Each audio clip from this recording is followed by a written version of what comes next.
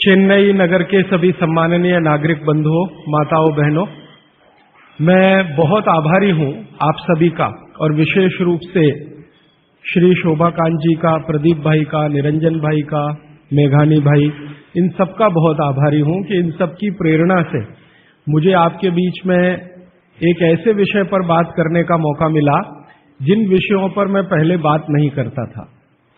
हमारी जो चिकित्सा और स्वास्थ्य का विषय है, इस पर बात करने की प्रेरणा मुझे पिछले 3-4 साल पहले हुई, जब मैंने भारत सरकार को एक पत्र लिखा था। मैंने भारत देश की सरकार के स्वास्थ्य मंत्री को एक पत्र लिखा था, ये जानने के लिए कि हमारे देश के लोगों की स्वास्थ्य की स्थिति क्या है।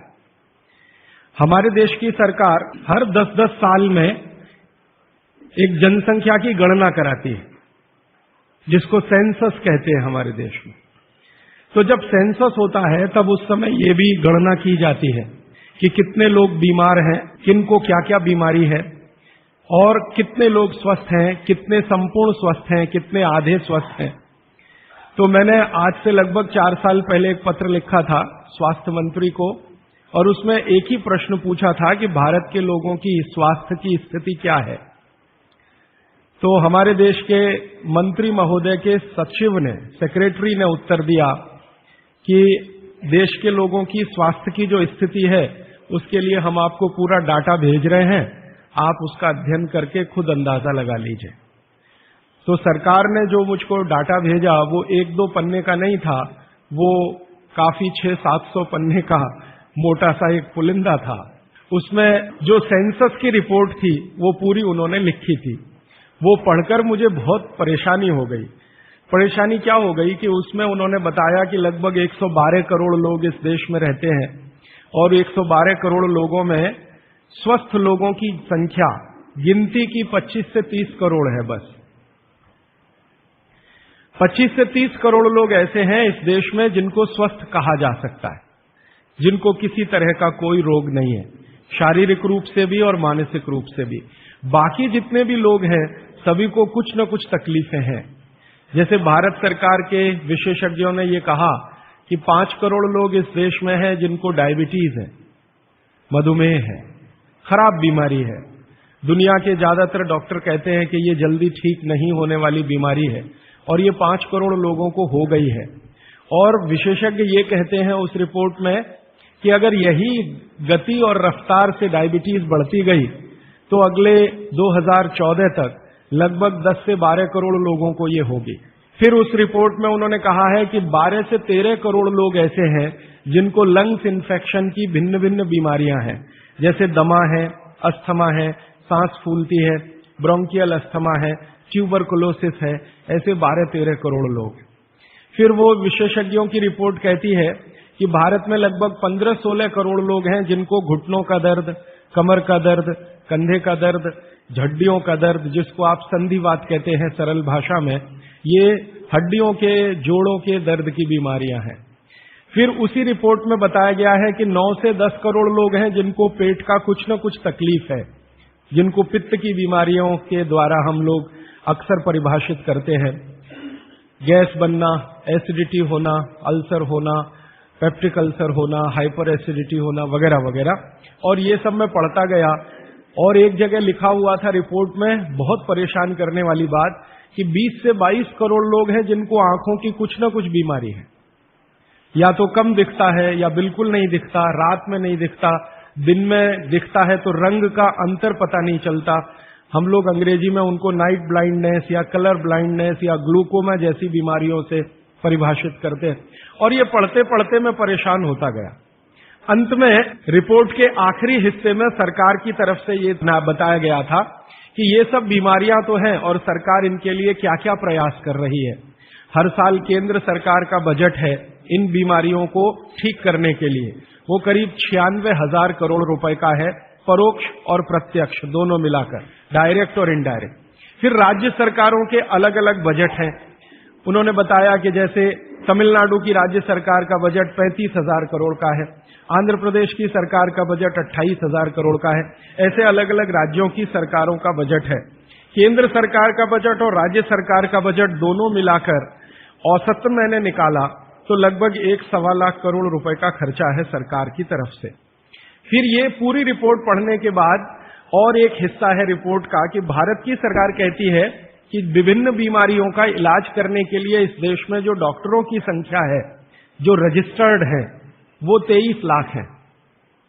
MBBS, MD, MS, BAMS माने आयुर्वेद के और प्लस BHMS होम्योपैथी के, तीनों विधाओं के, होम्योपैथी, आयुर्वेद और एलोपैथी तीनों मिलाकर सरकार कहती है कि 23 लाख डॉक्टर हैं जो रजिस्टर्ड हैं। अब 23 लाख डॉक्टर और लगभग 70 से 75 करोड़ मरीज या बल्कि 80 करोड़ मरीज, तो मैंने हिसाब निकाला कि एक डॉक्टर कितने लोगों का इलाज कर सकता है। अगर ईमानदारी से कोई डॉक्टर सवेरे से शाम तक, सवेरे 7 बजे से शाम 7 बजे तक क्लिनिक में काम करे तो ज्यादा से ज्यादा 50 लोगों को वो देख सकता है। अब 23 लाख डॉक्टर हैं और 50 का उसमें गुणा कर दो तो बीमारों की संख्या और जिनका इलाज हो पा रहा है उनकी संख्या में जमीन आसमान का अंतर है। फिर मैंने एक दूसरा पत्र लिखा और मैंने स्वास्थ्य मंत्री को यह कहा कि ये डॉक्टरों की संख्या तो पर्याप्त नहीं है बीमारों का इलाज करने के लिए। क्या सरकार की ऐसी कोई योजना है कि डॉक्टरों की संख्या बढ़ाई जाए? तो मंत्री के यहां से पत्र आ गया कि भारत की सरकार और राज्य की सरकारों ने अब तक जितने डॉक्टर्स बनाए हैं, इनको बनाने में करीब 10 लाख करोड़ से ज्यादा का खर्च हो चुका है। अगर ये संख्या हम दुगनी करें तो 20 लाख करोड़ रुपए हमें चाहिए। सरकार के पास इतना धन उपलब्ध नहीं है, इसलिए ये व्यवस्था कैसे आगे बढ़ेगी मालूम नहीं। फिर मैंने भारत सरकार को याद दिलाया कि भारत सरकार ने एक अंतर्राष्ट्रीय समझौता किया हुआ है जिसमें कई देश शामिल हैं और वो समझौते का टाइटल है 2014 तक सभी स्वस्थ। भारत में सन 2014 तक सभी को स्वस्थ हो जाना है, ये सरकार का समझौता है। तो 2014 तक कैसे होने वाला है? मुझे नहीं लगता कि कोई होने की संभावना है और सरकार स्वीकार करती है कि जिस गति से सरकार काम कर रही है, अगर सभी हिंदुस्तानियों को स्वास्थ्य दिया जाए, चिकित्सा दी जाए, तो कम से कम 350 साल लगेंगे। ये कैलकुलेशन मैंने कैसे निकाला? हर साल जितने डॉक्टर इस देश में पढ़कर निकल रहे हैं, एलोपैथी, होम्योपैथी और आयुर्वेद के, और उसमें देश का जो ग्रोथ रेट है 10% वो जोड़कर हर साल उनकी संख्या बढ़ती जाए तो 350 साल में सभी को चिकित्सा और स्वास्थ्य मिल जाएगा। अब पता नहीं 350 साल में कितने जीवित बचेंगे और कितने यहां से चले जाएंगे। अब मेरी एक जो दुख की बात है मन की, वो ये कि 350 साल में जनसंख्या अगर जो बढ़ रही है उसको जोड़ दिया इसमें, तो किसी को भी स्वास्थ्य कभी भी उपलब्ध नहीं हो सकेगा। जब ये जानकारी मुझे आई तो मैं बहुत परेशान हुआ और मैंने सोचा कि ये तो बड़ी गंभीर स्थिति है। फिलहाल पिछले कुछ वर्षों से मैं स्वामी रामदेव जी के साथ जुड़ा हूं। उनसे जब मैंने इन सब विषयों पर चर्चा की तो वो भी कहते हैं कि बात तो बहुत गंभीर है, सबको स्वास्थ्य मिलना सरकार के बूते का और सरकार के दम पर और चिकित्सा जो चल रही है इस देश में उसके दम पर तो संभव नहीं है, कोई और रास्ता ढूंढना पड़ेगा। अब दूसरा रास्ता ढूंढने के लिए मैंने भारत देश के कई बड़े चिकित्सकों से बात करना शुरू किया, ऐसे वैद्यों से बात करना शुरू किया जो आयुर्वेद के बड़े पंडित माने जाते हैं इस देश में। विशेष रूप से एक वैद्य हैं हार्डीकर, पूना में रहते हैं और उनका भारत में बहुत बड़ा ऊंचा स्थान है। आजकल हिंदुस्तान के आयुर्वेद चिकित्सा के जो विशेषज्ञ हैं वो उनको आधुनिक चरक कहते हैं, इतनी ऊंची स्थिति है उनकी। हार्डीकर जी की उम्र उनकी लगभग 85 वर्ष हो चुकी है। मैंने हार्डीकर जी से कहा कि भारत की चिकित्सा की जो स्थिति है वो ये है, सरकार कहती है, आप क्या मानते हैं? तो उन्होंने कहा कि भारत में किसी को भी सरकार के भरोसे चिकित्सा कभी नहीं मिल सकती। अगर कोई व्यक्ति चाहे तो अपनी चिकित्सा स्वयं करे तभी रास्ता खुलेगा और कोई रास्ता नहीं। हार्डीकर जी ने एक दिन मुझे कहा कि तुम जानते हो 200 साल पहले हिंदुस्तान में लोग बीमार नहीं थे इतने। तो मैंने कहा आप कैसे कहते हैं? उन्होंने कहा स्टेटिस्टिक्स देख लो, आंकड़े देख लो। तो 200 साल पहले के भारत के लोगों के चिकित्सा और स्वास्थ्य के आंकड़े मैंने इकट्ठे किए जो अंग्रेजों की सरकार के द्वारा तैयार किए गए थे, क्योंकि उस समय भारत में अंग्रेजों की सरकार चलती थी। तो मुझे हैरानी हुई कि आज जितने बीमार हैं और उस समय जितने बीमार थे, आज जितनी जनसंख्या है और 200 साल पहले जितनी जनसंख्या है, वो सब बातों को ध्यान में रखते हुए मैं अगर आपको सरल भाषा में कहूं कि अगर आज 100% लोग बीमार हैं तो 200 साल पहले मुश्किल से 8 या 10% लोग ही बीमार थे। अब वो 8 से 10% लोगों की चिकित्सा के लिए अंग्रेजों ने एलोपैथी व्यवस्था यहां शुरू की थी, जो शायद पर्याप्त रही होगी क्योंकि बीमारों की संख्या बहुत कम थी। आज बीमारों की संख्या हमारी कुल संख्या की 70 से 80% हो गई है और ये चिकित्सा लगभग फेल हो गई है। पिछले 60 वर्षों में आजादी के बाद आप सब जानते हैं, सरकार भी मानती है इस बात को कि जितना विकास हुआ है एलोपैथी चिकित्सा का, जितने डॉक्टर बढ़े हैं, जितनी दवाएं बढ़ी हैं, जितने हॉस्पिटल्स बढ़े हैं, जितनी सुविधाएं बढ़ी हैं, उतनी बीमारियां कई गुना गति से बढ़ गई। अब न हॉस्पिटल पर्याप्त हैं न डॉक्टर पर्याप्त हैं। आप अक्सर आए दिन अखबारों में समाचार पढ़ते होंगे, टीवी पर देखते होंगे कि लोगों को बिना इलाज के मर जाना पड़ता है, बिना दवा के मर जाना पड़ता है, हॉस्पिटल के बाहर बेचारे पड़े रहते हैं और डॉक्टर कहते हैं कि उनके ऊपर काम का इतना बोझा है कि वो सभी पेशेंट को अटेंड नहीं कर सकते।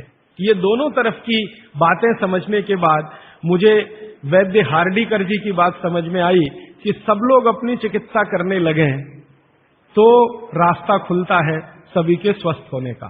तो मैंने एक दिन हार्डीकर जी को पूछा कि क्या यह संभव है कि हर आदमी अपनी चिकित्सा खुद कर ले, तो डॉक्टर की क्या जरूरत है? तो उन्होंने कहा है कि डॉक्टर क्या करता है, डॉक्टर क्या करता है, आपसे कुछ बातें पूछेगा, आपको भूख लगती है कि नहीं, प्यास लगती है कि नहीं, नींद आती है कि नहीं, खाना अच्छा लग रहा है कि नहीं, वगैरह वगैरह, और ये सब आप उसको बताएंगे। ये सब बताने के बाद वो अपना कंक्लूजन आपको बताएगा कि आपको फलाना रोग हुआ है या आपको ऐसी तकलीफ हुई है। मतलब क्या है, डॉक्टर ने जो कुछ बताया आपके कहने पर, वो कोई भगवान तो नहीं है, ऐसा डॉक्टर तो कहीं नहीं है कि जो आप कुछ भी ना कहो और बता दे कि आपको ऐसा है। शायद 250-300 साल पहले रहे होंगे ऐसे कुछ चिकित्सक जो नाड़ी देखते ही बात करते थे कि आपने 10 दिन पहले ये खाया। हार्डीकर जी ने मुझे बताया कि ऐसे वैद्य रहे हैं इस देश में जो 1 मिनट आपकी नाड़ी पकड़ लें तो बता देंगे कि कल क्या खाया, 2 दिन पहले क्या खाया, 4 दिन पहले क्या खाया, 10 दिन पहले क्या खाया। अब ऐसे लोगों की कमी बहुत है इस देश में, संख्या भी कम है। तो हार्डीकर जी ने मुझे कहा कि आप जो बताते हैं डॉक्टर उस पर से अपना तय करता है, लेकिन उसमें भी वो पक्का नहीं होता। एलोपैथी चिकित्सा में तो सिद्धांत ही है trial and error, trial and error, trial and error, माने कोशिश करो और गलतियां करो, कोशिश करो और गलतियां करो, कोशिश करो, माने तीर चलाओ, लगे तो ठीक, नहीं तो तुक्का। ये बात हार्डीकर जी के मुंह से सुनी तो मुझे लगा कि वो आयुर्वेद चिकित्सक हैं, शायद इसलिए ऐसा बोलते होंगे। फिर मैंने ये बात कंफर्म करने के लिए एलोपैथी के कई बड़े डॉक्टरों से बात की, बहुत बड़े बड़े डॉक्टरों से बात की, दिल्ली में, मुंबई में। वो कहते हैं कि देखो बात तो सही है लेकिन हम इसको जाहिर में नहीं कह सकते, माने आप जैसे लोगों के सामने नहीं कह सकते कि हम सब ट्रायल एंड एरर पे काम करते हैं, हम सब तीर चलाते हैं, लग जाए तो ठीक है नहीं तो तुक्का है। माने आपका जो इलाज किया जाता है वो एक कुछ एजम्पशंस के आधार पर है, कंफर्म कुछ भी नहीं है उसमें। काम कर गया तो ठीक है, नहीं तो आप तो मर ही जाएंगे। डॉक्टर कहेगा मैंने तो बहुत कोशिश की, अब मैं क्या कर सकता हूं, और आप चुपचाप अपने पेशेंट की डेड बॉडी लेके वहां से चले आएंगे। मैं आपको एक बहुत गंभीर बात कहना चाहता हूं। हिंदुस्तान के एलोपैथी चिकित्सा के शीर्षस्थ डॉक्टर जो इस देश में हैं, उनकी एक संस्था है, वो संस्था की एक कॉन्फ्रेंस में मैं चला गया था गलती से। एक डॉक्टर मुझे पकड़ के ले गया था, मेरा जाने का तो कोई अधिकार नहीं था लेकिन डॉक्टर ले गया था। वो कहता था कि तुम सुनना बस बैठ के, हम बात क्या करते हैं, कुछ बोलना नहीं, कुछ कहना नहीं, रिएक्ट नहीं करना, बस सुनना, हम देखो क्या बातें करते हैं। तो उस कॉन्फ्रेंस में 3 दिन में बैठा रहा दिल्ली में। जो बातें होती हैं वो आपको सुना दी जाए तो आप किसी भी एलोपैथी चिकित्सक के पास नहीं जाएंगे। वो बिल्कुल इस तरह से बातें करते हैं जैसे कोई कसाई बकरे को काटने से पहले बात करता है। ऐसी स्थिति इस देश में आ गई है। फिर 3 दिन सुनने के बाद मैं परेशान हो गया, तो मैंने वो डॉक्टर से कहा मैं जाना चाहता हूं। उसने कहा अब तुम समझ गए हम लोग क्या हैं। तो मैंने कहा ये आपने मुझे समझाया क्यों? तो उन्होंने कहा तुम एक काम कर सकते हो जो हम नहीं कर सकते, कि ये बातें दूसरों को समझा दो। ऐसी स्थिति है। उसमें जो सबसे गंभीर बात हुई थी वो मैं आपको एक वाक्य में कहना चाहता हूं। वो ये कहते थे, सभी डॉक्टर एक दूसरे से सहमत होते हुए, कि 250 वर्षों में एलोपैथी चिकित्सा ने एक ही काम किया है, दर्द से लड़ने का, बस, इसके अलावा कुछ नहीं। 250 वर्षों में एलोपैथी चिकित्सा ने एक ही रिसर्च किया है, एक ही काम किया है, एक ही शोध किया है, वो दर्द से लड़ने का, इसके आगे कुछ नहीं है। और ये बात मैं बहुत घंटों घंटों सोचता रहा, तब जाकर मुझे मन में प्रेरणा हुई कि मुझे तो भारत के लोगों को कुछ और बताने की जरूरत है। तब मैंने हार्डीकर जी को पूछा कि अब मेरे समझ में आया, आप बताइए क्या करना चाहिए। तो उनका, देखो, आयुर्वेद एक ऐसी चिकित्सा पद्धति है जिसमें महान महान लोगों ने, चरक ऋषि, सुश्रुत ऋषि, बागभट्ट ऋषि, निघंटु ऋषि, पाराशर ऋषि, ये सब महान महान लोगों ने एक बात कॉमन कही है, और वो ये कही है कि जो व्यक्ति मरीज होता है वो सबसे अच्छा डॉक्टर हो सकता है। इसको आप गंभीरता से मनन करते रहिए। ये बात चरक ने भी कही है, सुश्रुत ने भी कही है, बागभट्ट ने कही है, निघंटु ने कही है, पाराशर ने कही है, कि जो रोगी होता है वो सबसे अच्छा डॉक्टर हो सकता है, क्योंकि उसको अपने दुख और तकलीफ का जितनी गहराई से महसूस हो सकता है वो किसी भी डॉक्टर को नहीं होता। जो अपने दुख तकलीफ को गहराई से महसूस कर सकता है वो चिकित्सा भी कर सकता है, बस उसको कुछ ज्ञान की जरूरत है। और कुछ ज्ञान, ज्यादा नहीं, थोड़ा सा ज्ञान अगर उसके जीवन में है तो वो कहते हैं कि वो हर तरह की बीमारी से लड़ सकता है और दूसरों को मदद कर सकता है। उनके इस वाक्य से मुझे बहुत प्रेरणा हुई कि जो रोगी है वो सबसे अच्छा चिकित्सक हो सकता है। और आयुर्वेद के जितने बड़े पंडित हैं वो भी मानते हैं इस बात को। वो ये कहते हैं कि आयुर्वेद का 85% हिस्सा, ये बात मैं आप सबको बहुत विनम्रता पूर्वक लेकिन गंभीरता से कह रहा हूं, इसको आप कभी भूलिएगा मत। आपके जीवन के स्वास्थ्य और चिकित्सा का 85% हिस्सा इतना सरल और आसान है कि आप स्वयं उसे कर सकते हैं। मात्र 15% हिस्सा ऐसा है जिसमें आपको किसी विशेषज्ञ की मदद की जरूरत पड़ सकती है। मात्र 15%। अगर परसेंटेज में बात किया जाए तो आप जानते हैं 33% पर आदमी पास हो जाता है, और उसके ऊपर सेकंड डिवीजन, थर्ड डिवीजन, और 60 पे तो फर्स्ट डिवीजन होती है, 75% पे तो डिस्टिंक्शन आ जाती है। मैं 85% की बात कर रहा हूं। 85%, 85% चिकित्सा और स्वास्थ्य का हिस्सा ऐसा है जो आप स्वयं अपने जीवन में कर सकते हैं बिना किसी विशेषज्ञ की मदद के। बस 15% हिस्सा है जिसमें किसी विशेषज्ञ की जरूरत है। और आपको मैं एक आगे की बात कहता हूं कि ये जो 15% हिस्सा है आपकी जिंदगी का जिसमें आपको विशेषज्ञ की जरूरत पड़ती है, ये हिस्से में सबसे कम बीमारियां हैं।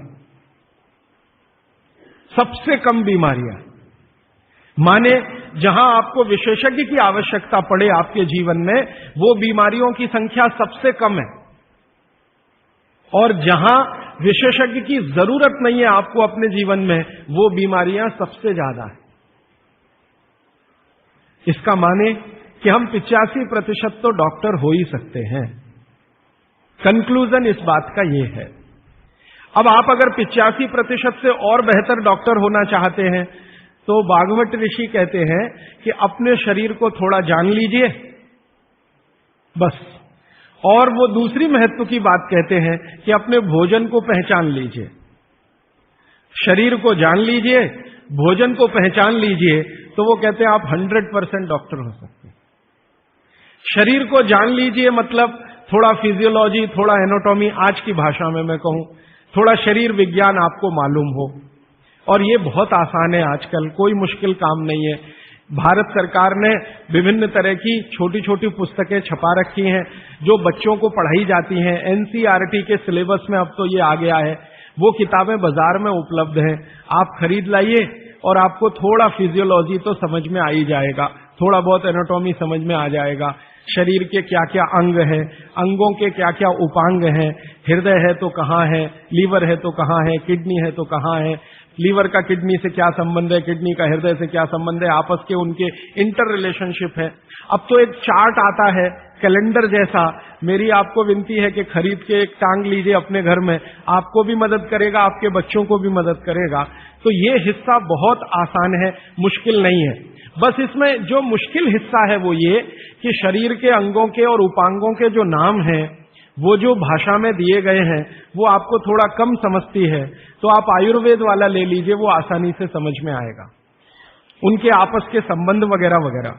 मैं इस विषय पर ज्यादा नहीं जाना चाहता क्योंकि ये उपलब्ध है आपके सामने, और इसमें ज्यादा बात करूंगा तो समय खर्च होगा। आपको सिर्फ संकेत कर रहा हूं कि आज आप चाहे तो आज, नहीं तो एक दो दिन में कुछ ऐसी पुस्तकें फिजियोलॉजी एनाटॉमी की खरीद लें, नहीं तो एक कैलेंडर चार्ट आता है वो ले लें, 2-3 कैलेंडर के चार्ट आते हैं वो ले लें। अभी सरकार ने एक 12 कैलेंडर का चार्ट निकाला है, बहुत ही सरल भाषा में है, बहुत आसान है, उसको घर में टांग कर पलटते रहें, देखते रहें। ज्यादा से ज्यादा 8-10 दिन आप देखेंगे, आपको समझ में आ जाएगा लीवर क्या है, हृदय क्या है, किडनी क्या है, आपस के इनके फंक्शंस क्या है। ये बात भागवत जी कहते हैं कि थोड़ा शरीर को जान लो और भोजन को पहचान लो। अब उसमें आगे उन्होंने एक सूत्र लिखा है संस्कृत में कि शरीर को जानना अगर है तो ठीक है, इसको जरा और समझिएगा, शरीर को जानना है तो ठीक है, लेकिन भोजन को पहचानना सबसे ज्यादा जरूरी। माने उनका कहना यह है कि शरीर को जान लें तो ठीक है, नहीं जाने तो भी भोजन को तो पहचान लें।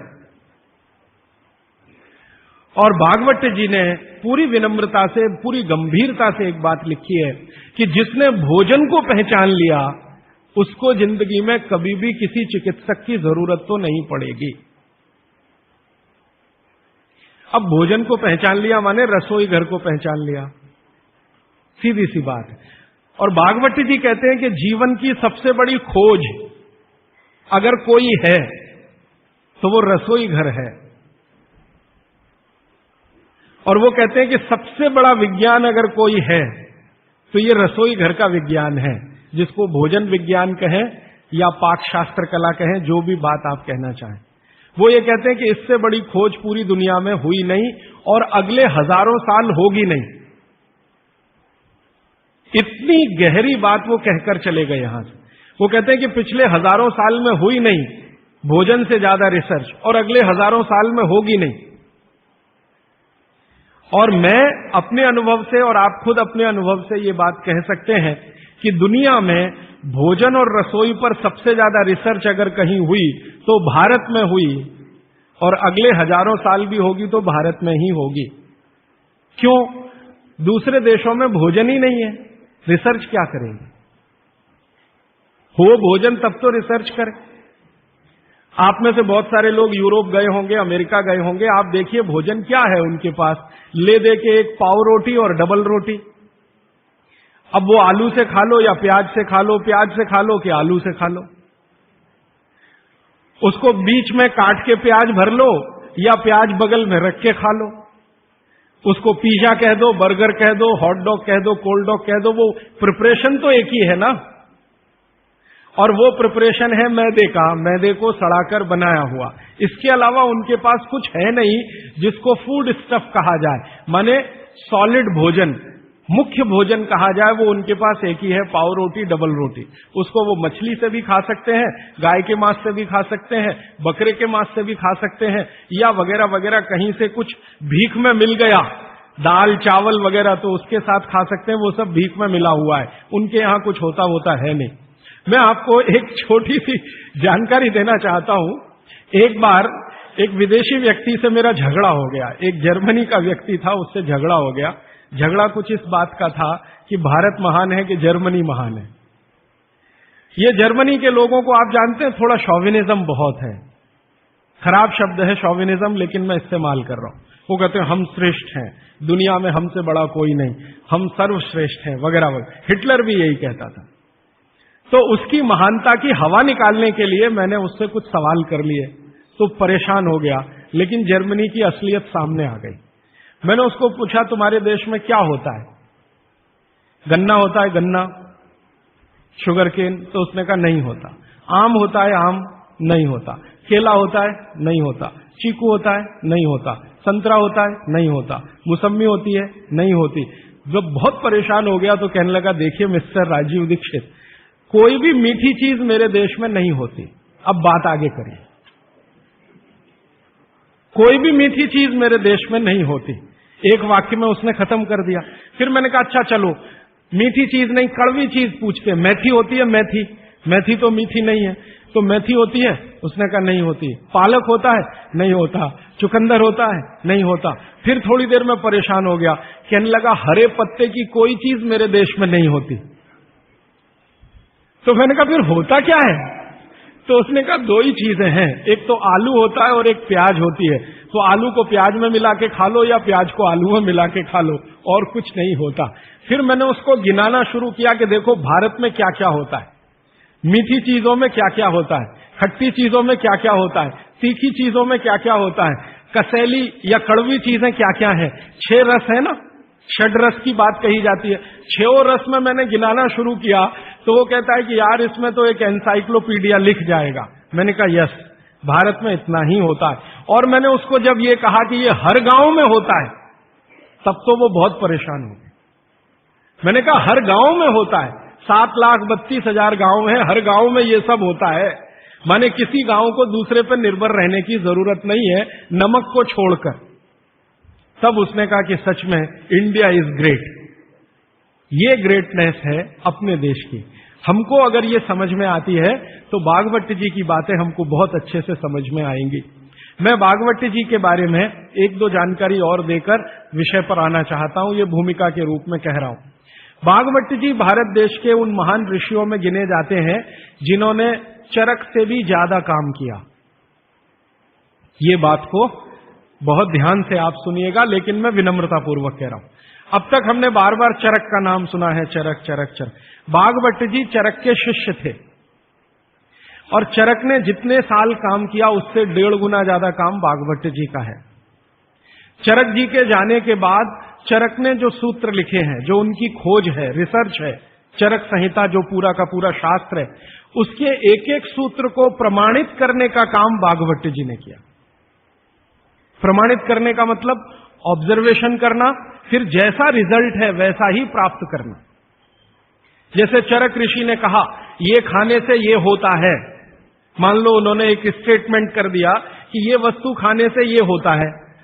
भागवत जी ने उसको प्रमाणित करने में 25 साल लगा दिए, 20 साल लगा दिए, 30 साल लगा दिए, और जब तक देख नहीं लिया तब तक उसको लोगों को कहने लायक नहीं माना। हमारे आयुर्वेद चिकित्सा शास्त्र के जो विशेषज्ञ हैं वो ये मानते हैं कि चरक जो थे महापंडित थे, बहुत ऊंचे स्थान के व्यक्ति थे, लेकिन भागवत जी थे वो साधारण आदमियों के चिकित्सक थे। इसका मतलब क्या है? इसका मतलब यह है कि चरक ने जो बातें बहुत गहराई से और गूढ़ शब्दों में कही हैं, भागवत जी ने उनको बहुत सरल करके साधारण लोगों की समझ में आए वैसा प्रस्तुतिकरण कर दिया है। भागवत जी की ये 2 पुस्तकें अष्टांग हृदयम और अष्टांग संग्रहम पढ़ने के बाद मुझे लगा कि मैंने चरक को पढ़ लिया, सुश्रुत को पढ़ लिया, निघंटु को पढ़ लिया, सबको पढ़ लिया, क्योंकि उन्होंने सबका निचोड़ डाल दिया उसमें। और वो ये कहते हैं कि अब मैंने जो तैयार कर दिया है अष्टांग हृदयम या अष्टांग संग्रहम, ये आम आदमी के लिए है। वो चाहे तो इसका पालन करे और अपने जीवन में मेरी तरह से सुखी और निरोगी रहे। भागवत जी 135 वर्ष तक जिंदा रहे और उनके शिष्य बताते हैं कि उन्होंने इच्छा मृत्यु को धारण किया। माने उनकी इच्छा हो गई थी कि अब बहुत दिन जिंदा रहने से कोई फायदा नहीं है, तो मृत्यु को वरण किया। ऐसे पंडित आदमी, इतनी कमांड अपने शरीर पर। और वो ये कहते हैं जब मृत्यु को जा रहे थे तो उनके शिष्य कह रहे थे कि परेशान हम हो जाएंगे, आप चले जाएंगे। उनका कोई परेशानी नहीं है, ये शरीर छोड़ूंगा दूसरा धारण करूंगा, जैसे तुम शर्ट बदलते हो मैं बदल लूंगा, लेकिन अब मुझे जाना चाहिए, इस शरीर का सीमा हो गया है। ऐसे व्यक्ति जिन्होंने मृत्यु को धारण किया अपनी इच्छा से, उन्होंने जो कुछ अपने जीवन में किया है वो 2 ही पुस्तकों में सारा समाहित है, तीसरी कोई पुस्तक उन्होंने लिखी नहीं। और वही दोनों पुस्तकों में कुल मिलाकर 7,000 सूत्र हैं। 7,000। 2 पुस्तकों में कुल मिलाकर 7,000 सूत्र हैं। सभी सूत्र